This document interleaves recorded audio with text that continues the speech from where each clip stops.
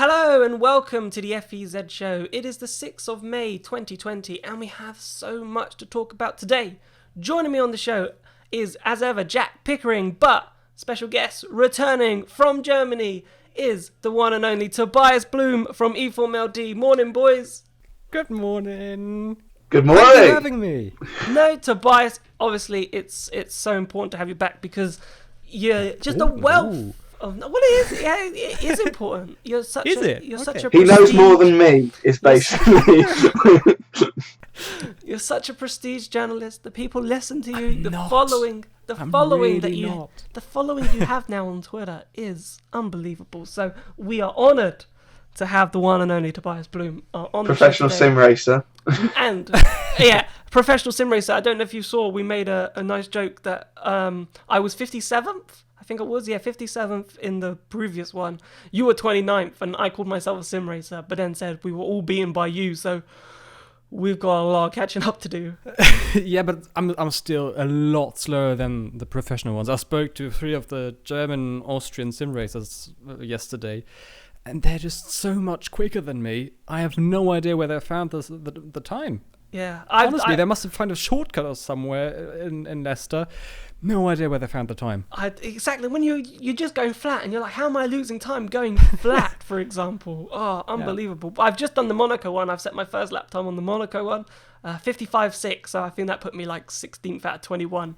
Okay, Which, the top time is 52 from the sim racers. So I've only got 2 and a bit, 3 seconds to find, but I that's think a lot for around the a short test race track. they did 50 once, so 4 seconds for you to find. Yeah, well, that's pretty scary, isn't it? That's pretty scary. But I was learning, apparently they're turning into they're using first gear into Rasgas and the first corner, which I wasn't. I was too busy going in there in second gear. So I've learned something, so I'm going to have another try. I've still got my sim. I normally pack away my sim rig. I've got my sim rig still packed up in the corner, so I'll give it a bit of a try later in the afternoon. But boys, let's move on to the main talking points for today, because the main talking point I want to talk about is Scuderia-E. Now, we have had the privilege at Formula E Zone to speak to Gianfranco Pizzuto, who is sort of spearheading this venture. So what we found out so far is what we put out in a news story yesterday. If you haven't seen it, feel free to go to formulaezone.com. So basically, he is talking to 3 Formula E teams. Now, we don't know who these 3 Formula E teams, but we can make an educated guess sometimes. But I don't know how well we can even do that. But all we know is that some of them are creating their own powertrain, and one of them is a team that is a customer team. So those are the only sort of knowledge that I know about the 3 teams that he is talking to. But it's interesting because, Tobias, we knew that there is a team up for sale. There is a team that wants out. So when he told me 3 teams, I was like, oh, that's actually quite interesting. Yeah, it's probably teams that are interested in some sort of buy-in, not like complete sales. There might be one or the other team considering a complete sale, but I'm sure plenty of teams want some sort of new investor, some new stakeholder. Always is good for the value of the team. So it doesn't really surprise me that they are, of course, interested in having a new stakeholder. What's interesting is that there are apparently multiple teams searching for like a serious stakeholder. And at the end of the day, you kind of own the team if you own 51%. And that's going to be crucial for Scuderia-E. If they get some team to sell 51% of their team, of their stakes, that's going to be the crucial thing for them if they want to have their own team and not just be a stakeholder in one of the teams. Yeah. From what I gathered, Jet, from the interview itself, he wants his own team. They want to start from scratch. He asked Alejandro Agag, he said there was rumours, which I hadn't heard, but he said he'd heard rumours that when they go to Gen 3, that it might open up to 13 teams or 14 teams, which Alejandro Agag flat out denied in the conversation. Said, nope, that's not happening. We're only sticking to 12 teams. If you want to get on the grid, you need to buy our team or partner with a team. And from those 3 teams that he's talking to, 2 of them, we understand 2 of them are just looking for a investor that are looking to just have a partnership, which he's interested in, just in case he can't afford or whatever, the money doesn't come to buy out one of these teams, which he's interested in. But he said it'll be a lot harder for them to get there ideas across, if that makes sense. Well, yeah. As for 13 to 14 teams, I really don't see that happening. I think we will stick with 12, because I think 26 cars on the grid. I think that's too much. 24 is fine. 26 is too much. So, yeah, I think what should happen is that they buy out. Is that they buy out one of the 3 teams that are apparently up for sale. We don't believe one of them is Neo, according to a different source. But yeah, I think. But yeah, I'm not sure in terms of what teams it would be. I think if I think it would mean that one of them would be a manufacturer, so it'll be surprising if a manufacturer wants out. I think we can count out someone like Virgin, because they've just sold half their team to Envision. So yeah, I can't see that happening. But yeah, I think I think maybe a manufacturer wants out. Well, you can speculate for days. Honestly, you could speculate for days. You know, I as I said, to make things as abundantly clear as possible. Like, we believe one team is fully up for sale. Like, they want out. Like, ciao, see you later. Whereas 2 teams don't want out. They just want investment to buy. So, and you know, we were told. I put the question to my original source, who told me that there was a team up for sale. I was like, oh, it must only be Neo and Dragon. And like, surely, like, come on, who else is gonna sell, right? And he was like, nah, it's not Neo. I'll put it that way. But it wouldn't surprise me, considering the craziness Tobias and Neo, for example, have gone through lately, that they could be one of those 3 teams in terms of, we don't want to sell, but we'll take your money. Well, the only scenario I can imagine Neo selling their stakes in the Lisheng racing team is, I mean, just let me get that straight. Neo is the title sponsor of a team owned by Lisheng Racing, a Shanghai-based company, and they bought the team last summer. And not sure if they own everything. I'm sure Neo still has stakes in it, as well as other stakeholders. But at the end of the day, the company or the team is really new. It's their first season, technically. The name is still the same compared to last year, but at the end of the day, it's pretty much a new team, maybe with old personnel, but you get the idea. So it would surprise me if Neo were to sell their team again. The only scenario I can imagine them selling the team is in the wake of the corona crisis, because of course manufacturers will have to save money, and that applies especially to young startups like Neo. And I'm not sure how financially stable Lisheng Racing is as well. That's just pure speculation, by the way. But that's the only scenario I can imagine. Them losing money, of course, because of the corona crisis, and that would mean them having to scrap their motorsport program and search for a new investor. That might be a possibility for Neo to be sold. Otherwise, I don't really think it's realistic that Neo is one of the teams searching for a buy or sellout of the team. The only team, as I said, when I was transcribing it yesterday, or finishing off the transcript, and something else that he said in terms of that, two of them have their own powertrains that make their own, and one of them is a customer team. And I was like, oh, that narrows it down slightly. And Venturi, Jack. Venturi was the name that sort of popped out at me as a team that was a manufacturer who's now partnering with Mercedes. But I don't think there'd be a team that sells. I think they're going to try and build Venturi a team, you know, closely associated with Mercedes. I think that's probably a sensible route for them to go, because look in terms of their performance this season with Venturi, how much they've improved having the Mercedes powertrain compared to their own powertrain. But when Gianfranco said, you know, customer team, I was like, wow, there isn't that many customer teams. And if Dragon make their own powertrain, Neo is a customer team. And you're looking at customer teams, you've only got Venturi and Virgin left. And we don't think it's Virgin. So Venturi then shot out at me. Well, yeah, I think by process of elimination, Venturi would be one of those teams. However, I'd be surprised if they do that, because they've just entered this partnership with Mercedes. This season, obviously, they had the partnership last year with HWA, where they supplied the Venturi powertrains over to them, and now vice versa for this season, and more likely for the foreseeable future, they're going to be using Mercedes powertrains. And so, as soon as you said Venturi, I was like, okay, this is surprising, but now you've kind of explained it, I do kind of see where you're coming from in terms of how that would work. But yeah, I think if we do lose Venturi, it would be a shame. I think because and also because they've made so many personnel changes over the years. They brought in Susie Wolf, who's now the team principal there, and yeah, like I said, the Mercedes powertrains as well. But yeah, so yeah, if it is Venturi, then it would be a little bit of a surprise. But after you've said it, it kind of won't be as well. Although Scuderia-E Venturi Mercedes does sound that's have a good ring to it. I would have never thought Scuderia and Mercedes would ever be in the same sentence, but there we go. That's true. But in terms of their plans, in terms of Scuderia-E's plans, like they want to obviously set up 3 years of lifespan. So they're not just coming in flash in the pan. Like they've come in with a methodical approach to bias, where it's not just about acquiring a team or acquiring personnel.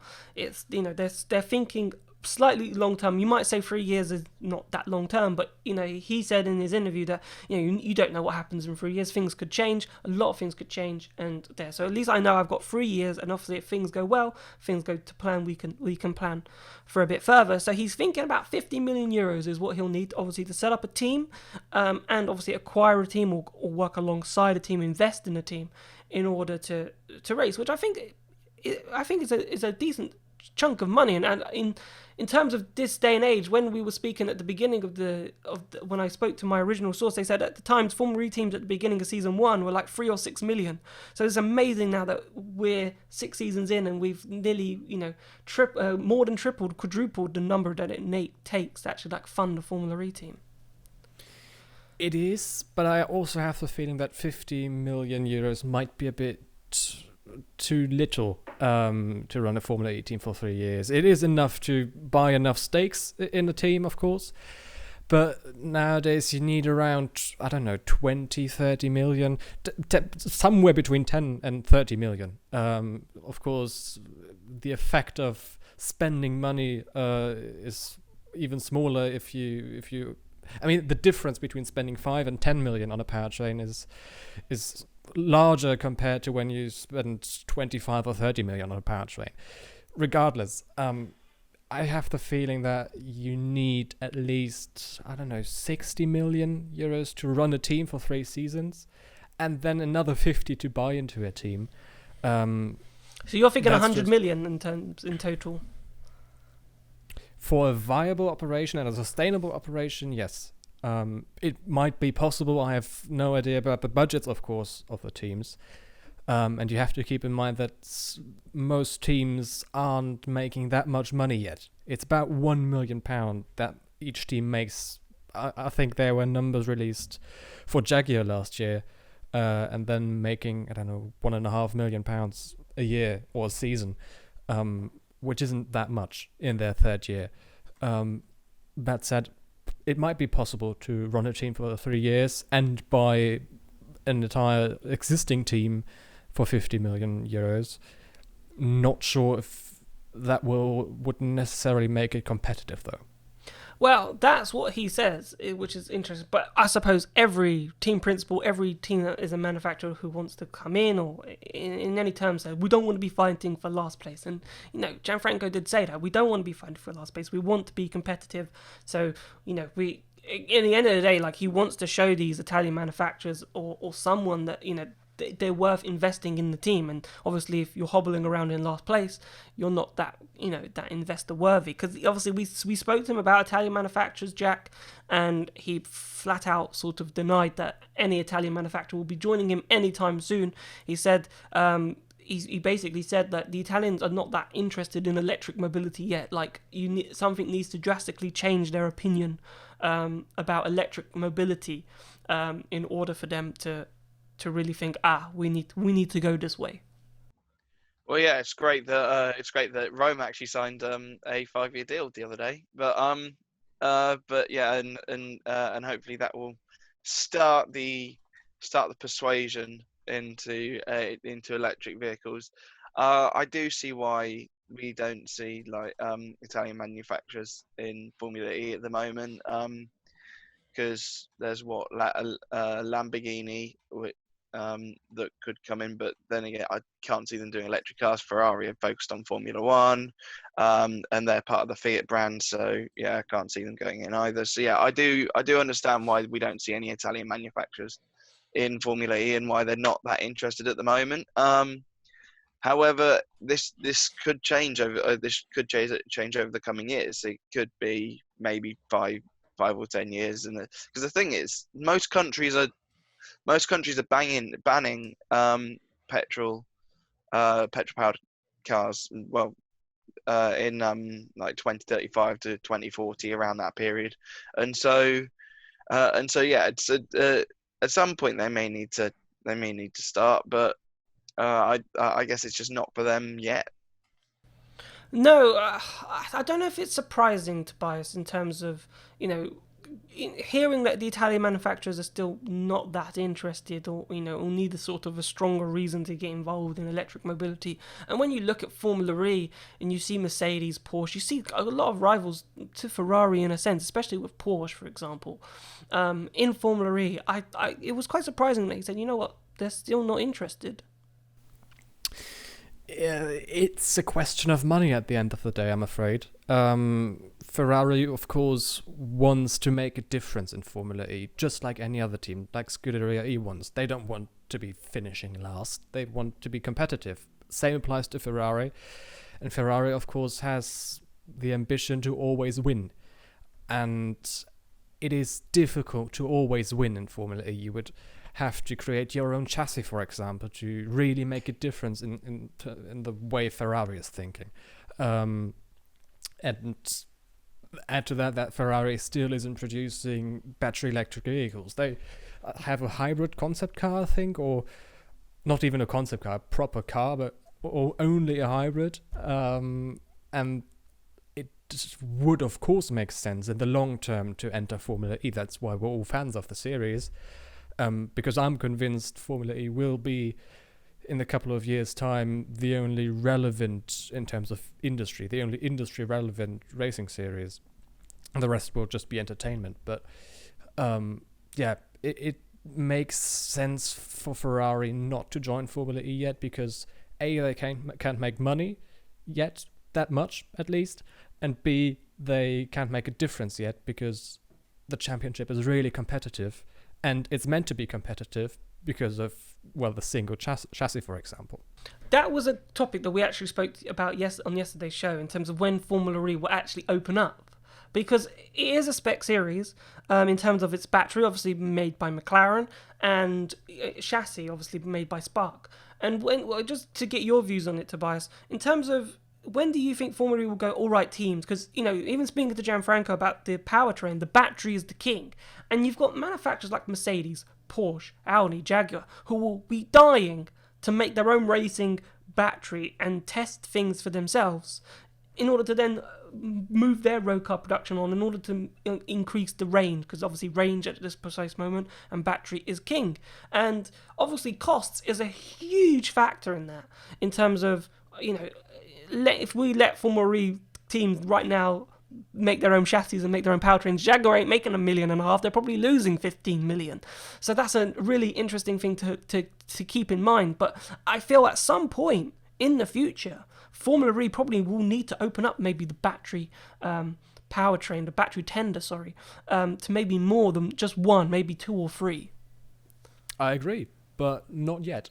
It will be at least a decade, I think, before that happens, because you have to keep in mind that Formula E still is young, and still one of the big unique selling points for FE is that it's affordable for teams or manufacturers. And that would change dramatically if batteries were opened up and teams were allowed to develop their own batteries. That would effectively mean the end anyway of teams like Venturi and Neo and smaller teams like Dragon. Of course, they can produce their own powertrains, but that's a completely different story to making your own battery. Mercedes would love to create their own battery, and I'm sure if they had the opportunity for it, Porsche would do so as well, and Jaguar as well. But then we're not talking about budgets of 20 million euros a season, but 120 million euros a season. I don't know.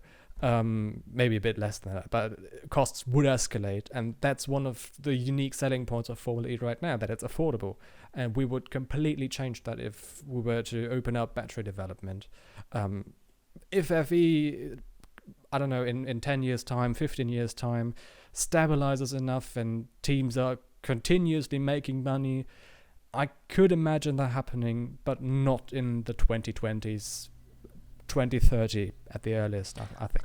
I think in the 2030s it's got to happen, simply because, we're getting closer and closer to that 2040 deadline in terms of, no petrol cars ever being produced again. And I suppose, car manufacturers or car companies that are involved in Formula E, will obviously, really want us to be focusing on electric mobility and really making sure that they're ready and producing cars that, are putting petrol cars, to the shelf, so to speak. But in terms of, keeping to the powertrain topic, and just to finally finish on Scuderia-E, Jack, their powertrain. So they are partnering with this Turkish company run by Mark Lander, who produces electric powertrains.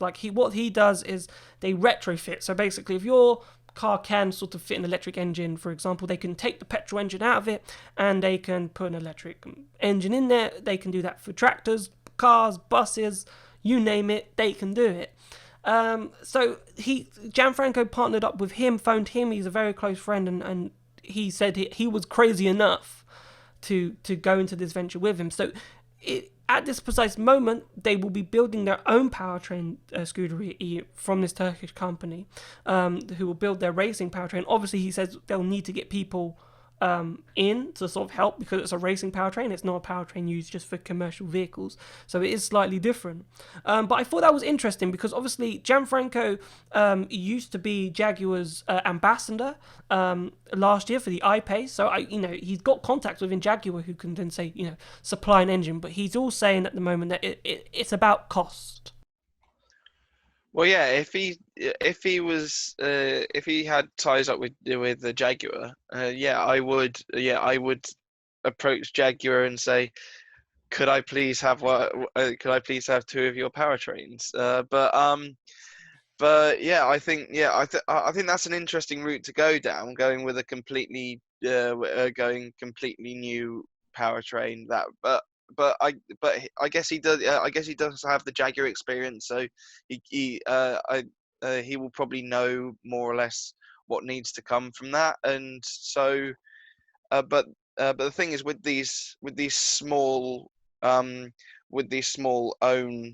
powertrains, like we see with Dragon, Dragon have now kind of fallen towards the back of the field in terms of that, and then and the manufacturers have come to the front, and we've seen, like we said earlier, Venturi are no longer making their powertrains. They've gone for the Mercedes powertrain for this season, and so yeah, I do think it's a little bit of a risk to go for that, but it could pay off. No, it could definitely pay off. It's an ambitious, but you got to, he said in his interview, you've got to take risks sometimes. And if he believes that, partnering with his friend Mark, who makes all these powertrains, is the way to go, then it could work out massively for him. But Tobias, he has not ruled out the customer team, because basically what he said, if the team that we take over has a powertrain that only needs refining, we'll keep that powertrain, and basically we won't have to spend as much money on developing a new one, because a lot of the material, a lot of the know-how is already there.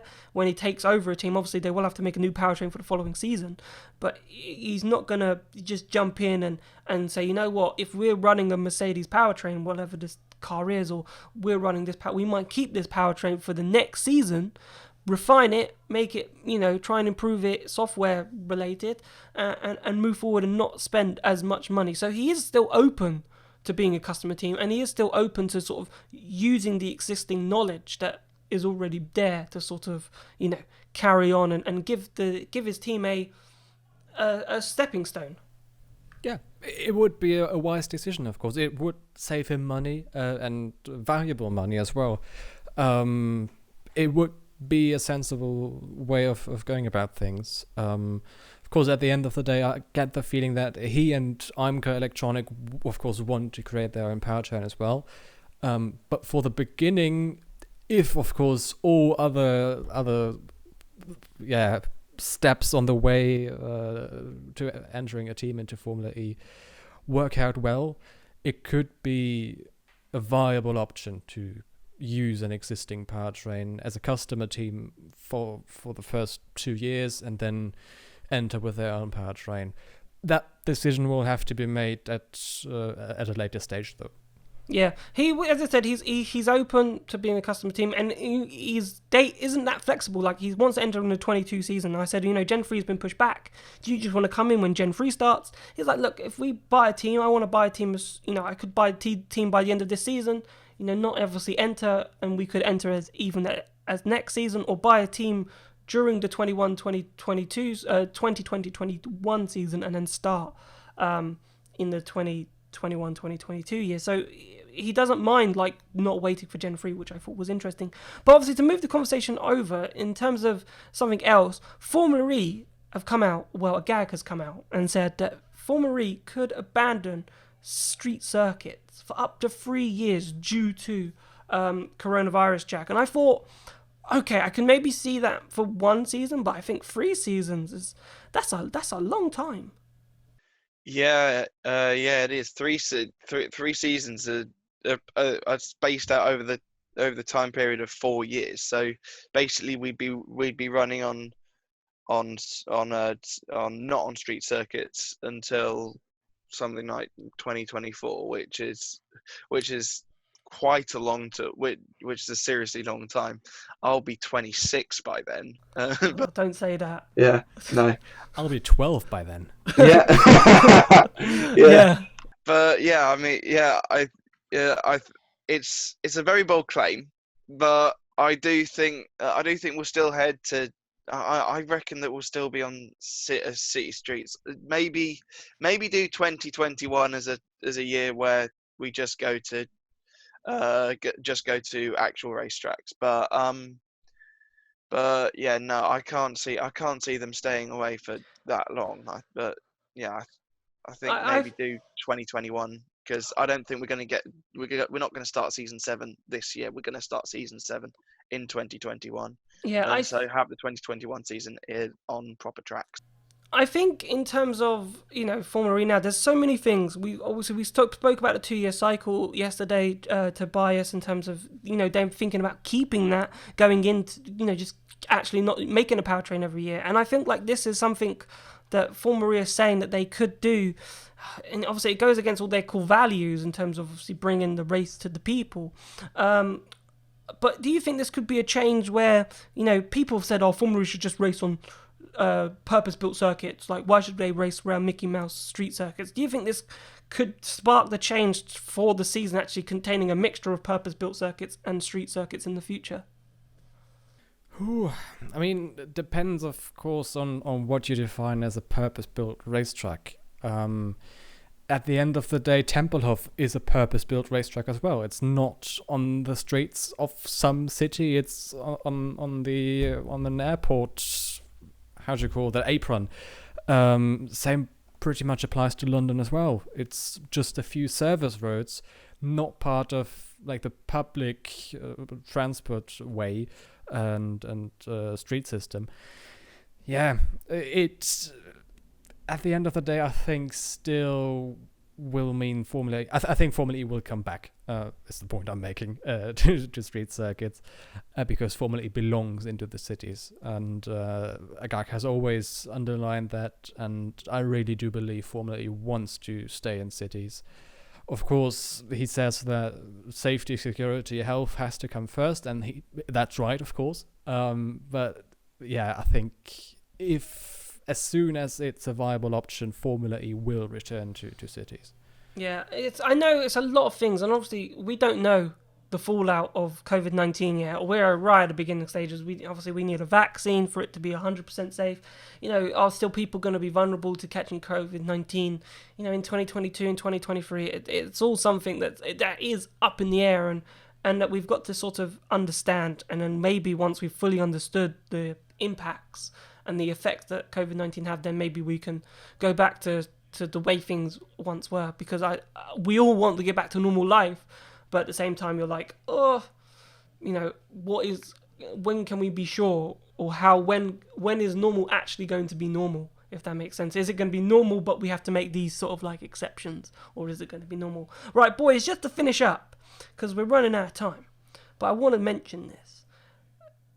Robo Race have come out recently and said that they're going to create their own sort of Netflix, Amazon series, their own sort of web series, and lots of sports now. You've got The Last Dance, which is a documentary serial on basketball about Michael Jordan that's come out on Netflix. You've got obviously the Drive to Survive series, and obviously Formula E decided to make this movie that no one's seen, And We Go Green. So I'm thinking, do Formula E, because Formula E is such an interesting story, and there's so many interesting battles, and it changes all the time. And I think, Jack, personally, it'd create a fantastic Netflix or an Amazon series. Quite possibly, but the thing is, they've made this film called "And We Go Green," and no one's seen it. Where is it? I would like to watch this film, but it's just they premiered it at Festival de Cannes, I think, a couple of years ago, and yeah, it's just disappeared off the face of the earth since. Even if it's a made-for-DVD movie, I want to watch it. Yeah. Someone give it to me. The thing is, I think that film now has lost its relevance. It's going to be that film was filmed for season 4, Tobias, and if we watch it, it's going to be so out of date. If that makes sense, before we've even started it would be out of date. So I think like a new something fresh, obviously Netflix or Amazon, going into the series, something that's fresh that could maybe come out in a year's time, would be so much better. Jack, it won't be long until you see the movie. From what I know, it will happen. I can't put a date on it because I don't know an exact date, but very soon. I get the point that it might not be relevant, but that maybe only applies to us hardcore Formula E fans. If you're a casual motorsport viewer, you maybe know that there has been the Gen 2 since, I don't know, when was the movie produced? 2018, I think. Yeah, so it was season 4. Years, season 4. We saw the Gen 2 being introduced, and maybe Formula E fans will know about that. But for just the general possible audience, just like with Drive to Survive, most people watching Drive to Survive haven't been like hardcore F1 fans before and have started to enjoy F1 after watching Drive to Survive, and similar things could happen for Formula E, so I don't think the movie won't be relevant anymore. But I agree, I would love to see a full-on Netflix series or Amazon Prime series about the FE season 6, maybe not season 6. It's not much happening in season 6. Don't do season 6. Maybe try season 7, just maybe not season 6. 7, yeah. Or maybe do it in 2024 or something when we return to Street Circuit, so it looks more like Formula E. Do it then. But yeah.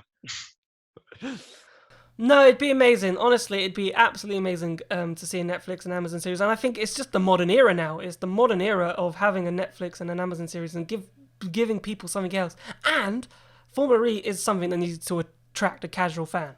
And I think a Netflix or an Amazon series is an amazing way to go for that. But boys, I want to say a massive thank you for coming on the show. Really enjoyed it. Thank you. Thank you. Thank you for having us. Remember, if you are enjoying the content, you can hit that like button below and that subscribe button. You've been watching the FEZ Show.